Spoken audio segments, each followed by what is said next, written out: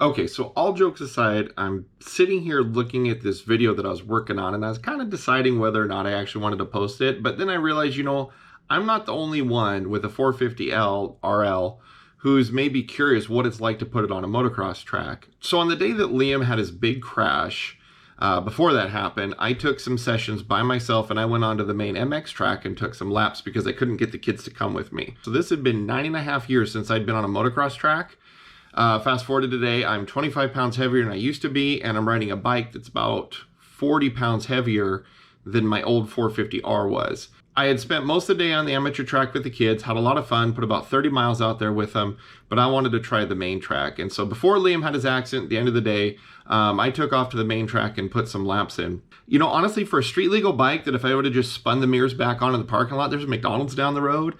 I mean, I could have ran down there, grabbed a snack, and came back to the track. It's still pretty cool. So anyway, the fact that I've got a street legal bike that I just took the mirrors off and the license plate off and got to put some laps in on an MX track with DOT tires, I think it's pretty cool.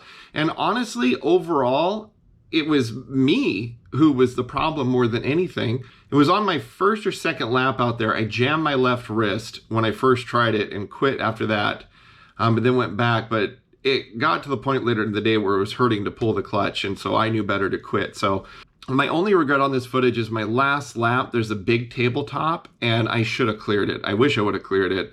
I just chickened out a little bit, and like if you guys have ever been on an MX track, clearing a jump is a lot smoother than not clearing a jump. So anyway, as the kids get older, this is my bike to ride with them. I've made my choice. This is the one I'm using for all my activities plus riding with the kids. So I wanted to go ahead and post this video. This is my baseline. I'm going to turn back to it a couple years from now, and as they get better, this is hopefully the slowest I'll ever be on this track. There was a lot of gaps. I'm not interested in clearing a lot of these gaps anymore long term, but I definitely long term would love to land on the backside of some of those big tabletops.